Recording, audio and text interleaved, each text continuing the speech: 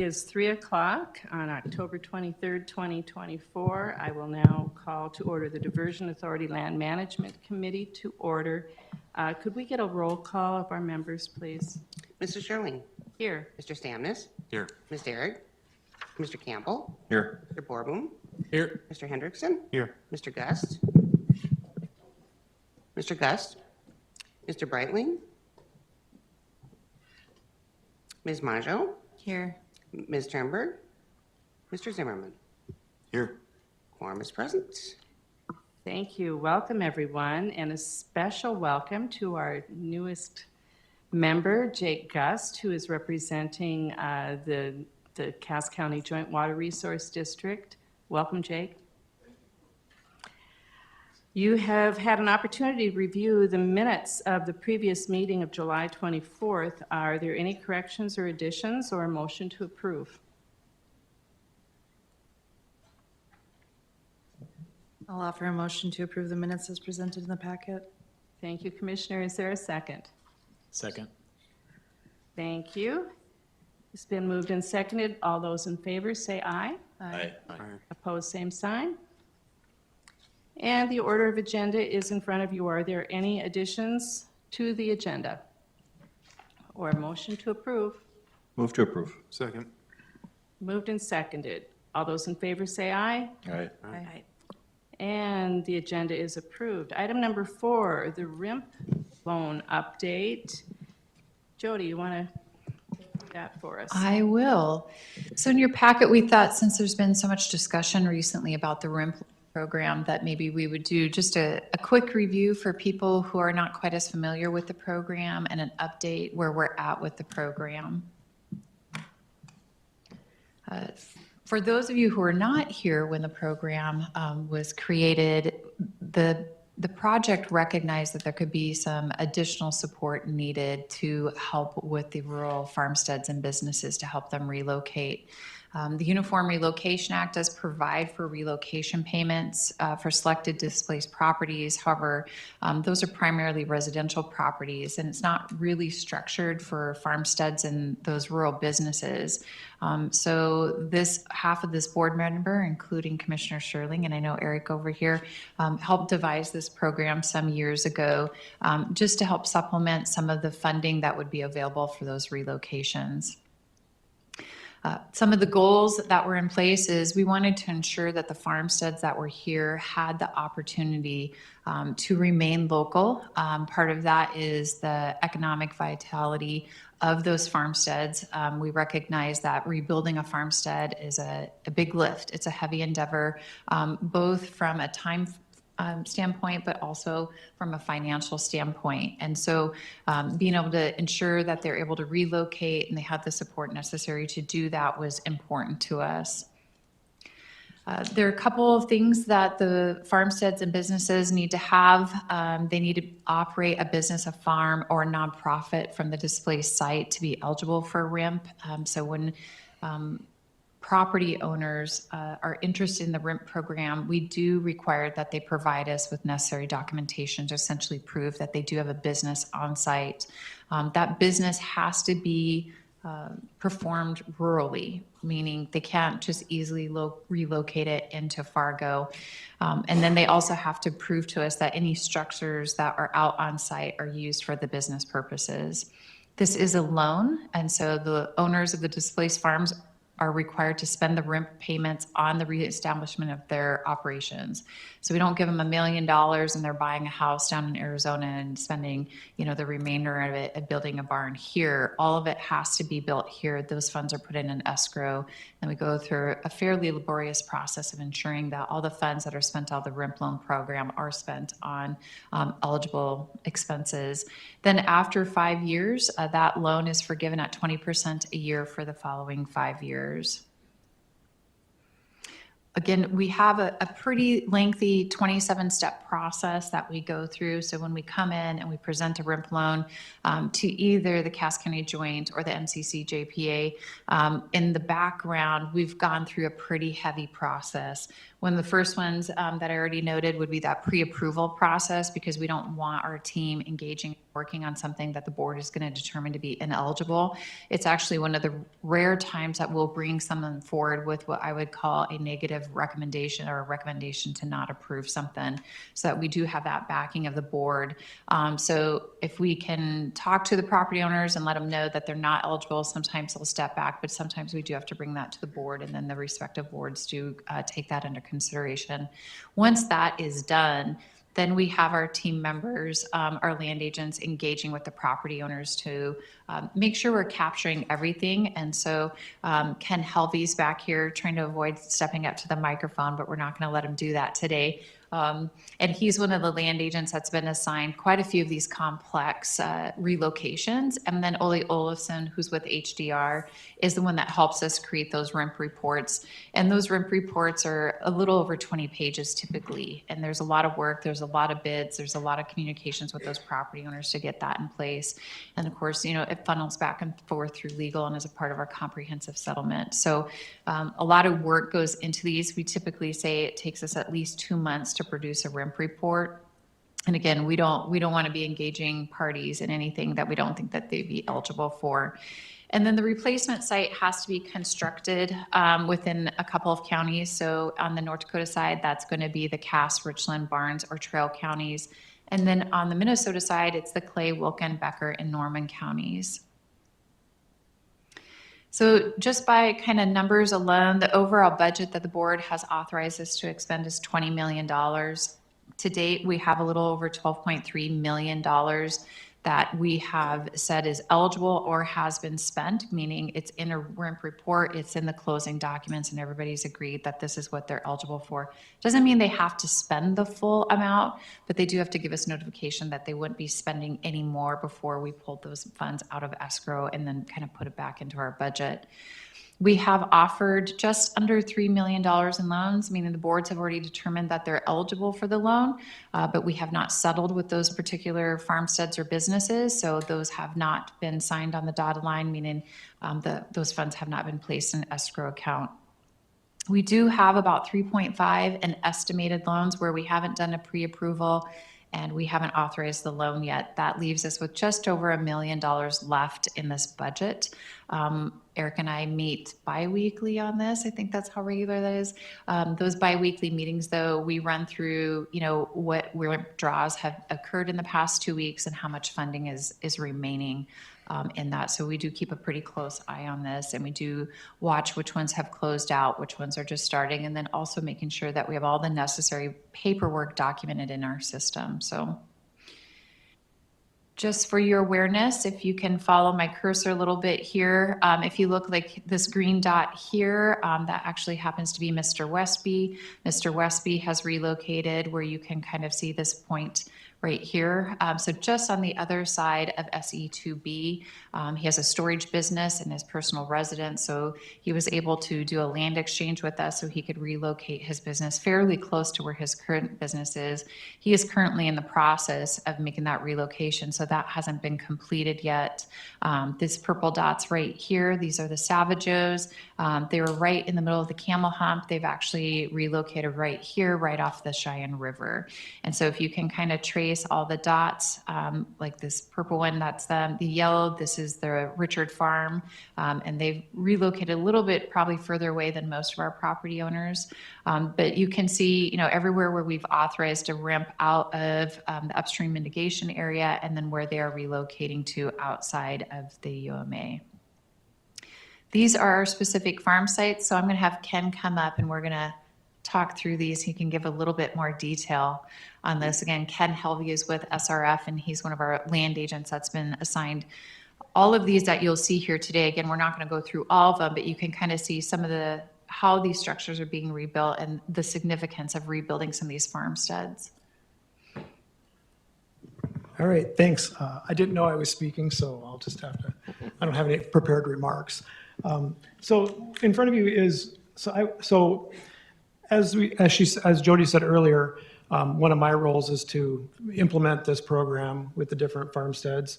And so we work with the owners to, you know, go through their documentation, make sure that they're demonstrating and documenting that they've spent the money to get to the point where we're going to initiate the loan, but then to make sure that they're spending the money appropriately for the loan, that the loan funds that we're going to disperse. The loans are dispersed just like a construction draw. They document certain expenses. We recommend those. Eric and Jody also review those. And then those are dispersed. We make sure we get invoices, canceled copies of canceled checks, paid invoices. We're pretty diligent about making sure that the money's being spent in the way that is intended by the program. So one of the things that I do is, just because we are handing out millions of dollars, is I do from time to time drive around and take some photos to make sure that people are actually constructing, consistent with what we're paying for. So that's what you see here. Over the course of the last handful of months, they asked for some photos. This is 6G Farms, which was Ryan Richards' farmstead that was in the Camel Hump. Jody showed you, they're building a little bit farther out south of Mapleton, but these are, you can tell by the snow, these are a little bit old, but they're putting up their grain handling facilities, and right now they're also starting to construct their buildings, and Ryan's also moving to this site. The cost to build the new home is not part of the RIMP program. That's separate. These funds are only for the agricultural operation.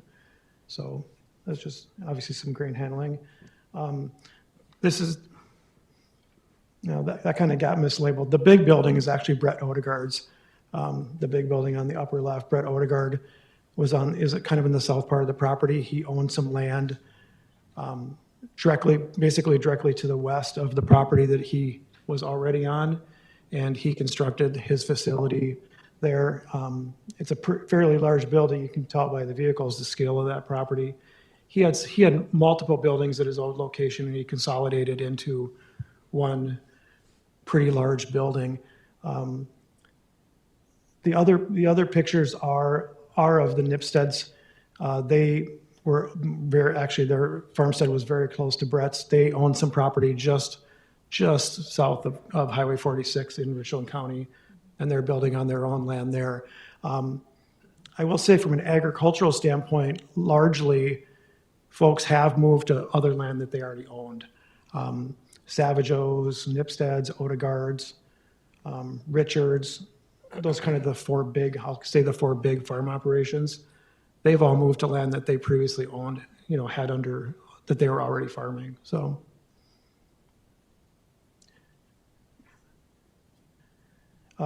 this is just, so the upper left picture that's the Odegaard building as it was being constructed. The other three pictures are just kind of we put those in there because it's just going to give you an example of, Brett Odegaard. This isn't really RIMP related, but it's relocation related, that we're dealing with more than just putting up buildings here. Brett Odegaard had a pretty big machine shop in one of his buildings. And those, under the Uniform Act, we need to move those items and get them reinstalled and rewired and all the other things that would go with that. So we also, in addition to the RIMP program, work through all those relocation reimbursements with all the different owners. This is Savage O's property. They've relocated what is about maybe 1.5 miles or so west of where their other site was, just west of the inlet structure. Again, they put up a new building. Terry and Christy Savage O lived on the old farm, but they bought a house in town, and Joe actually did build a house on this property. Again, the costs associated with that house were not included in the RIMP program, but that's how they chose to reestablish their farmstead. I stand for any questions if anybody has any. Thank you. Anyone have any questions? Commissioner Schiff? Yes. Thank you.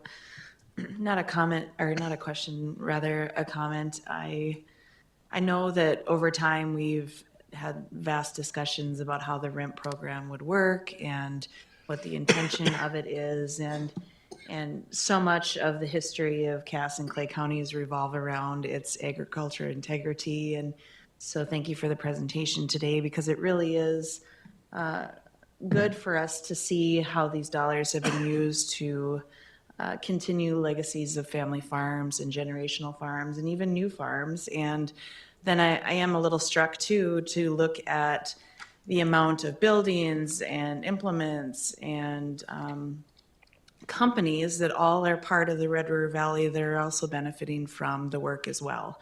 So as we continue negotiations with other farmers, I just really am grateful that we have the opportunity to utilize the RIMP program to help to make back whole some of these operations that have been affected by the project. Thank you, Commissioner. Certainly, go ahead. Sorry, this, just as a matter of commentary, I would proffer that most of these farmers probably wouldn't have settled if the only benefits were the Uniform Act if we only facilitate this program using Uniform Act benefits, because the Uniform Act doesn't rebuild buildings, and we would have had in my opinion, we would have had some struggles with settlements without this program. It's really been very beneficial and pretty well received. Great, thank you. And I know Jake has utilized, he's, boots on the ground utilizing this program too. Maybe you want to just share your reflections on how it's Right. worked for you. As most of you know, there's been a lot of criticism over how we dealt with Oxbow. And a lot of the people that are getting the RIMP loans are in that area. And I feel that the RIMP loan program has blunted a lot of criticism over that issue. Good, thank you. I guess one question I would have, you've been back to the DA twice now for funds. Do you anticipate coming back again, or where are we at? I can see Tony Grinberg looking at me from the back row, so the answer is no, we will not be coming back. We don't anticipate. That's one of the things we do review on a biweekly basis is, we're guessing when we go through the review of who will be eligible or not. And so our guess has been fairly accurate to this point. I think the initial budget was $5 million. This was years ago. And really, I think that was a test, right, to see if this would be a successful program, if people would want to engage in the program. And like Ken said, it's been really successful. It is an active part of our negotiations to settle up some of the most complex relocations that we're working on. I have great empathy for people who have to move their home. I have greater empathy for people whose entire livelihood is tied up in that piece of land, and even greater empathy when it's something that has been in their family for over 100 years. And so we are asking a lot of these property owners, and I do think that this program, even through some of our more challenging discussions and the heavy lift it is on us internally, is fully worth it. And I do think it is supported by the property owners who are interested in relocating. And we have some who are not. We have some who said, this is a good time for me to retire and I don't have anybody to pass it along, but we have plenty who are eligible for the program. And for the most part, willing participants and have been really easy to work with. And so again, Ken takes a heavy lift of that, and so does Oli with HDR. Really, there are two land agents that are helping us kind of manage this program. So, Okay. Anyone else? Any questions, comments? All right, then we'll move on to item number 5. Thank you, Ken. The guidance document for mitigation of impacted private structure sites in the UMA. And Eric, you've got that one. Good afternoon, thank you. We were trying for the world's longest memo title. I think we're in the running still. In your packet is a memo that several pages long, deals with kind of a unique portion of structure sites in the upstream mitigation area. The cover memo in your packet, starting on, I guess whatever page that is, 18, provides a brief highlight. I thought I'd just maybe summarize that and then walk through a bit of this memo for your awareness. And Mary asked me earlier before the meeting, some of you that may have been around a while might remember we've presented this to the committee several years ago. We're bringing it back because we've made some edits and tweaks, and I'll walk through some of that. But back to the cover memo on page 18, if you recall, the Diversion Authority entered in, well, we have several permits, of course. We also had entered into a settlement agreement with upstream entities. And through that process, in the third paragraph here, it talks about one of our conditions was to provide flexible compensation or mitigation to properties where we could. And so going into that, I think we all had our eyes open, heads up, and said, all right, yeah, we can do that. We can provide flexible compensation and flexible mitigation. So we committed to that in the settlement agreement. This document aims to define what is flexible compensation and flexible mitigation. And in particular, we have 4 mitigation zones in the upstream mitigation area. Zone 1 is by far the largest, and unfortunately, we don't have any flexibility in Zone 1. Zone 1 requires that we remove all the structures, and we have to prohibit any development. But in zones 2, 3, and 4, we have some flexibility, and so this memo is really focused on areas in zones 2, 3, and 4. So with that as a bit of a backdrop, just turning to the memo itself, there's a brief introduction, very similar to what you had seen on the cover memo. There's a series of definitions on, I guess, 3-4 pages of definitions, making sure that we're being very clear in what we're defining. And a lot of these defined terms are things that are also defined in the settlement agreement, in the PRAM, in other documents that we're using for the property acquisition and property mitigation efforts. Then a few pages later, we get into a process. And this process section lays out a 12-step process. 8-step process that walks through how we would identify structures that would be eligible for this flexible mitigation, identifies the process for establishing some cost estimates to mitigate these structures, identifies the processes for approval. And then following that, maybe where I spend a little bit more time on page 9 of the memo, talks about potential mitigation actions. And so what we're really talking about here is we have a structure that is not in the 100-year floodplain, but is elevated above that, but might fall within an area that is affected by the 500 or a larger floodplain. And so under those situations, we always have the option of buying out that structure if it's impacted. That's pretty straightforward. We also have some options of wet flood proofing. And so wet flood proofing is a process. FEMA has some approved infrastructure that you can install in basically the foundation or the lower levels of the walls of a structure that allows floodwaters to come in and through the structure without damaging the walls or integrity of the structure. And those have to be passive systems without human intervention. So wet flood proofing is an option that could be considered. There are some buildings in the region that have been wet flood proofed. My understanding is the wedding venue just south of Moorhead has a couple structures that have some wet flood proofing vents in them. Dry flood proofing is really more applicable to new construction, not real applicable. It's really hard to retrofit a dry flood proofed building, but that is an option that's been identified. Number 4 would be elevating a building, and so fairly easy if you can imagine elevating a building, how might you do that?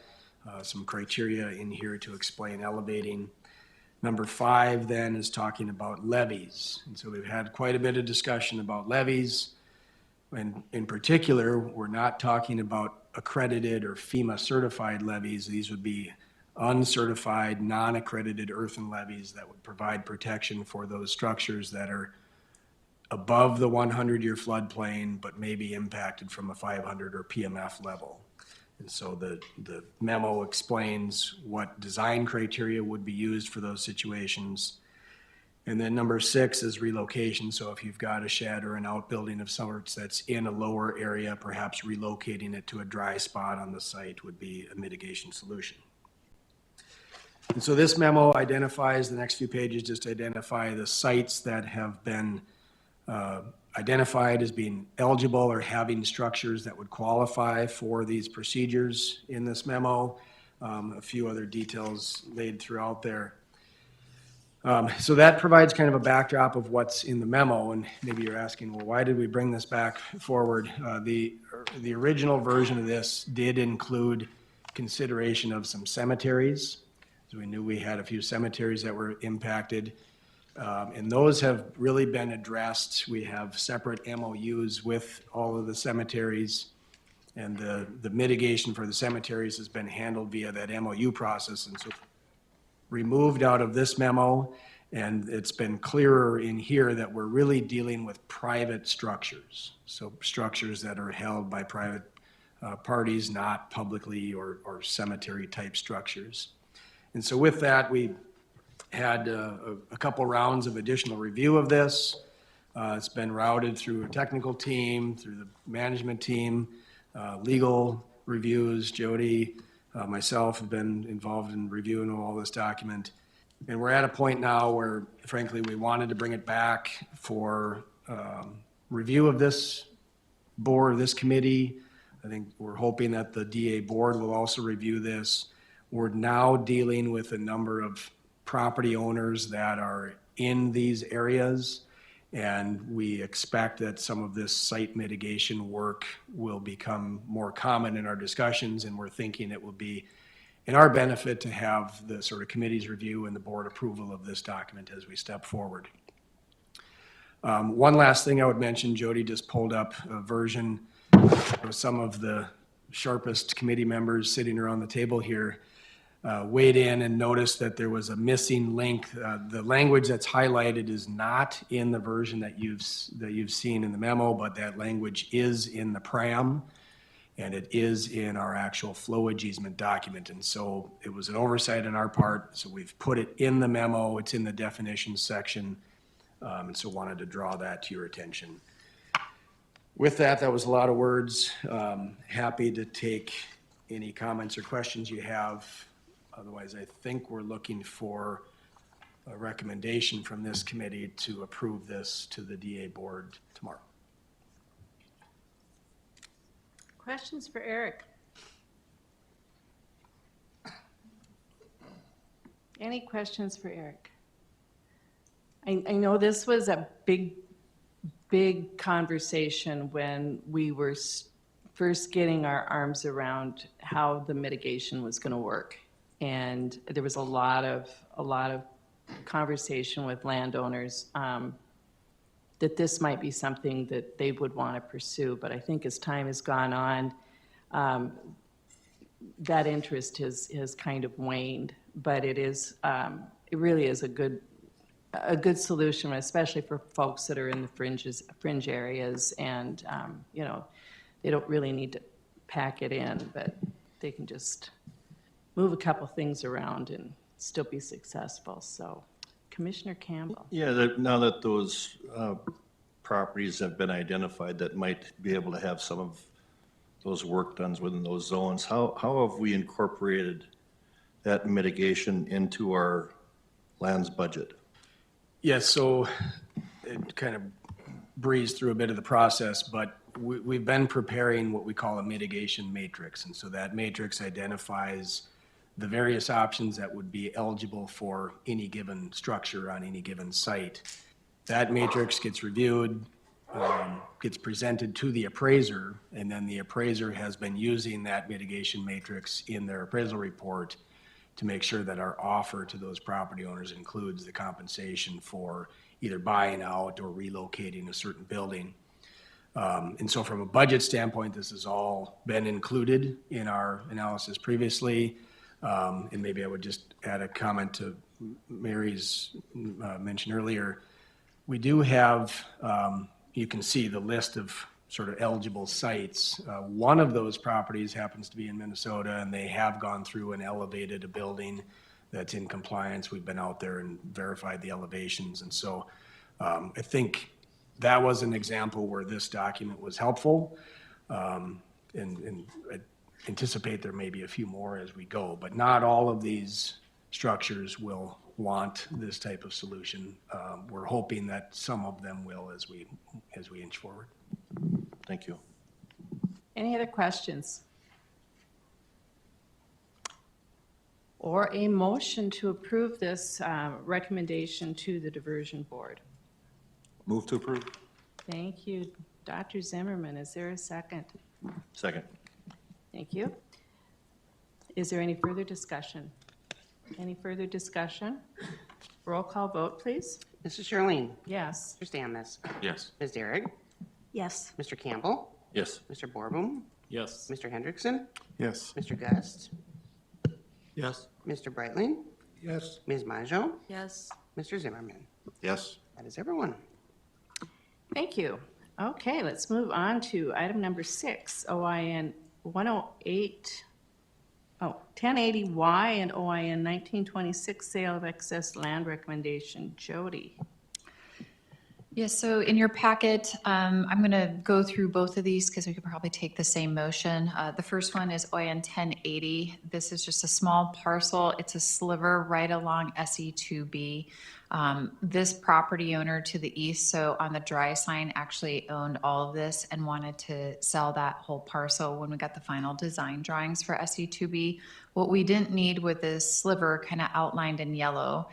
There's a fairly good portion of this that's going to be necessary for temporary construction easement over the next couple of years on SE2B.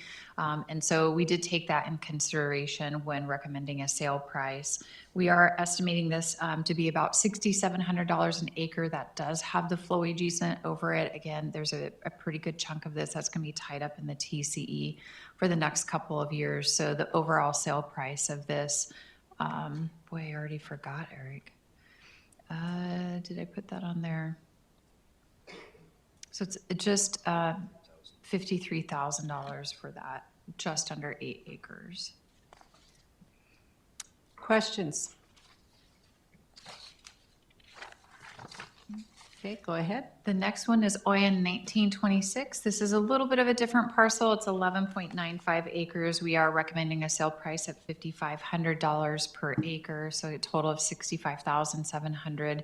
1080 was going to be ag land. This is not ag land. This is kind of more like a rural recreational land. There's a lot of trees, so I would anticipate somebody would want to purchase this for future hunting property. And this would be sold additionally with a flowage easement over it. So you can see there was a house here. All of this has been removed. There's still access to the site, but all those trees do remain on site, so.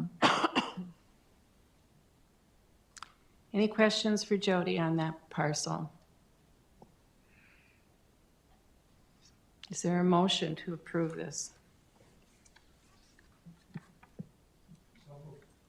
Thank you. Is there a second? I'll second. Thank you. Any further discussion? Roll call, please. Mrs. Charlene? Yes. Mr. Stannis? Yes. Ms. Derrick? Yes. Mr. Campbell? Yes. Mr. Borboom? Yes. Mr. Hendrickson? Yes. Mr. Gust? Mr. Brightling? Ms. Majo? Yes. Mr. Zimmerman? Yes. And that is everyone. Thank you. Item 7, OIN 837, sale of excess land recommendation. Jody. So this parcel, the board has already authorized us to sell. It is kind of in the middle of the upstream mitigation area. The board authorized us with a recommended market value at $7,500 for the entire parcel.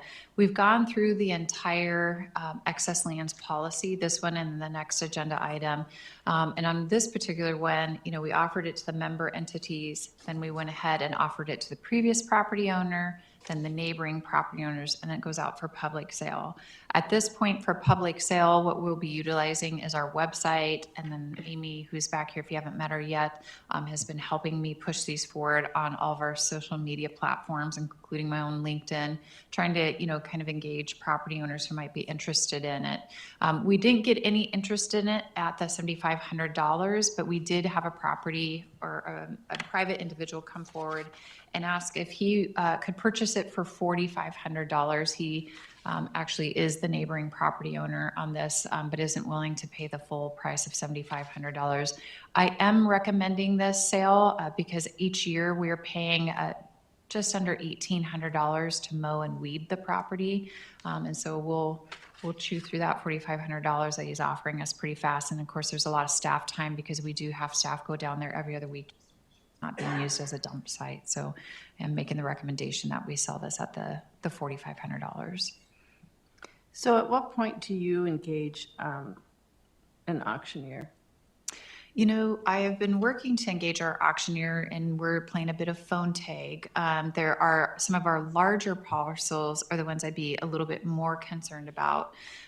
Some of them I've had the previous property owner come to me and want to negotiate a lower price than what the board has authorized, and I've not been willing to bring that forward. In both those circumstances, the previous property owner has been willing to purchase it. I had another parcel that somebody wanted to pay less than what the board has authorized. I don't think that that's viable. I wouldn't recommend that. And then today, actually, we had a gentleman come in our office and right off the street and asked if it was still available for purchase. And so we'll move forward with that. So we do have Pfeiffer's. They do have a contract with us. So I would suspect on some of these larger parcels that we go ahead and move forward with that. I included this memo that was originally a part of the authorization. So this is just over 1 acre. So it's about 1.5 acres. And again, when we get down to the map here, it's in the UMA, it's in zone 1, no structures can be built on this. So it doesn't have a lot of value outside of the neighboring property owner using it for ag purposes. The other parcels where I've had property owners want to negotiate with me are not in the upstream mitigation area. They're protected. And so it wasn't something I was willing to drop the price on based off the recommendation we brought to the board. So sometimes I'll I'll take it to the board. And sometimes I'm like, I just don't think that's in the best interest. So. I guess I certainly understand the maintenance on it, and these aren't big parcels, so I don't really have an objection to approving this, but I sure want to make sure that we're getting these out to the public, and it's a competitive process, and I want to make sure that the public is really aware of this, and making sure that if Pfeiffer's isn't going to be responsive, then there are other ways of doing a public auction as well. Eric so. and I talked about that yesterday, so we're working on it, but you won't see those larger parcels coming forward like this until we would have that opportunity. So if I do think that there's greater value in it, I would hold them back. Yeah, and I get that too, but I think it's important to be consistent, even with the smaller parcels as well. So, time is money too, so I guess I would turn to the committee here and look for your recommendations and thoughts. Commissioner Campbell, are you about to say something? I can see you leaning in. Okay. Okay, thank Second. you. There's been a motion and a second. Is there any further discussion? I guess my only thought would be to really pursue our policy as it's written. I think it's well thought out, and I would hate to see this brought back consistently. Yeah, the policy just says public sale, so it was a little bit, it didn't say it had to go to auction, it doesn't say it has to go to a private realtor, it just says public sale. So once we put them up for public sale, then, and the policy also says market value, and I think that's kind of the key. Like, what is the market value of a 1 acre parcel in the middle of the upstream mitigation area surrounded by farmland?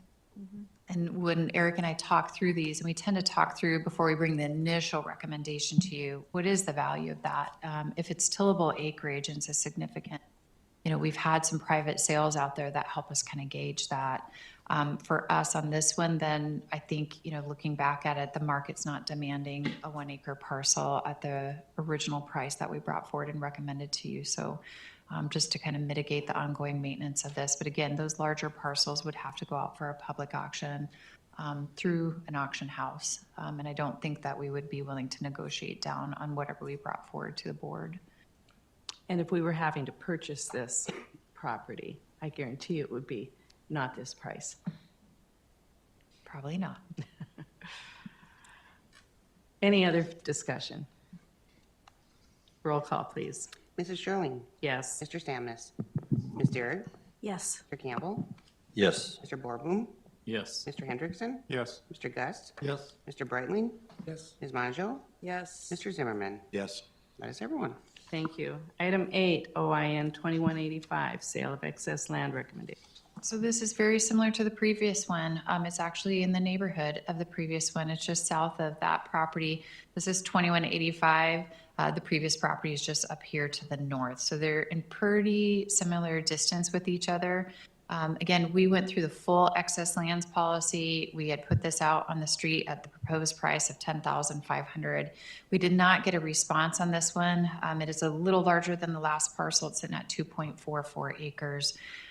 We did have a private property owner. My understanding, just in conversations with them, is be a hobby farmer. So he'd like just a couple of acres to be able to take his family out there and have a large garden and plant whatever he would like. And so he did come back. He asked if there was any way we can negotiate on the price. I told him I would bring it forward at the same time that I brought the last one into you. And so we do have a recommended sale price to you before you. Please note that the annual expenses for weeding and mowing on this one is about $2,400 a year plus staff time on top of that to go ahead and just make sure that nothing's being dumped out there and that the land is being maintained. We will still own this parcel right here, this rectangle. That is something we still own. It is out for sale, and so we'll continue to work on selling that piece, but he is interested in this one right here. Thank you. Questions, comments? Yes, Matt. Thank you, Commissioner Shirley. Say, I have one question. Are they allowed to place basically gardening fencing around there? They are. Oh. For the Floyd easement, they can put fencing up. Oh, Yep. okay. Thank you. Any other questions? Or motion?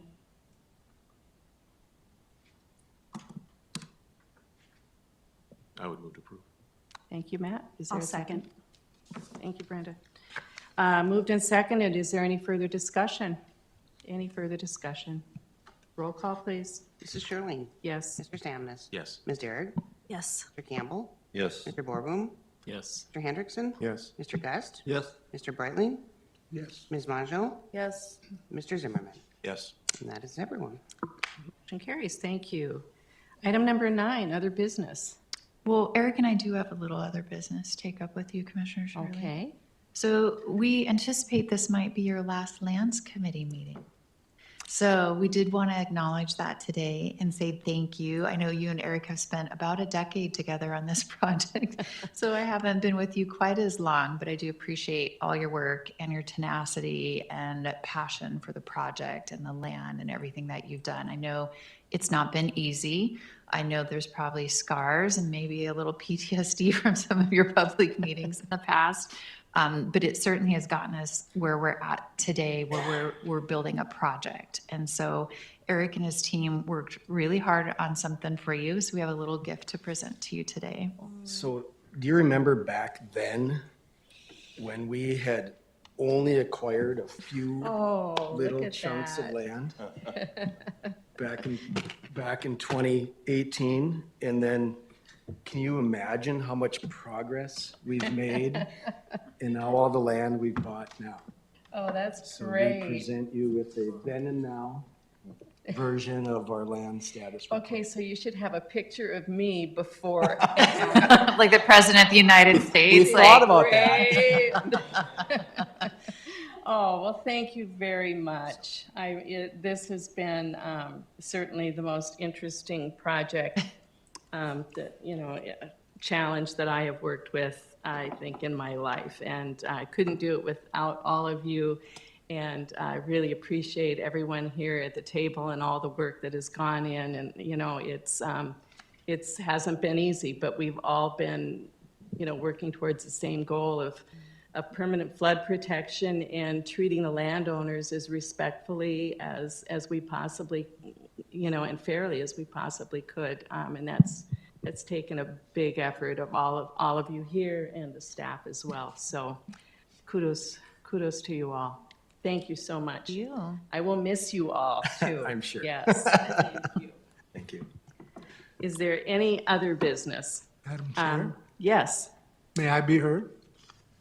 The loss that land management is going to suffer is small compared to what the Cass County Commission is going to suffer. Oh, thank you. With your 12 years of service, I've sat beside you for many of those years.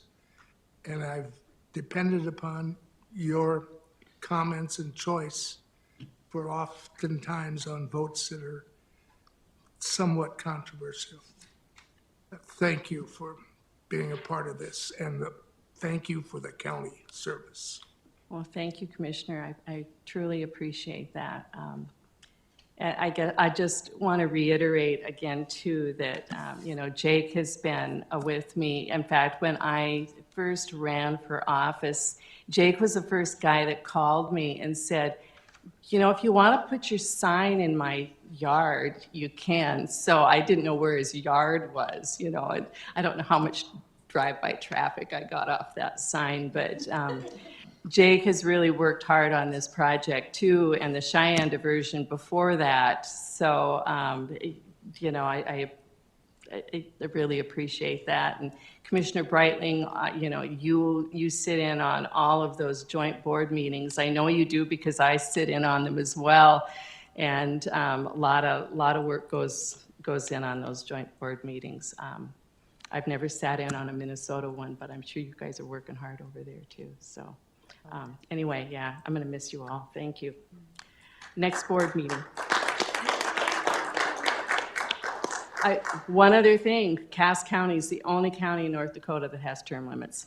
So, so you lose a lot of institutional knowledge when you have two commissioners go off at the same time. Chad Peterson and I will both be gone. So, but call us anytime. I'll see if I can remember. Okay, we don't know what the next board meetings. No, I mean, I would love to get one in before the end of the calendar year, so you might see one, but I know we talked about some challenges in our schedule and whether or not that would happen in November before you come off the board, so. Okay, great. All right. Well, with that then, we are adjourned. Thank you all.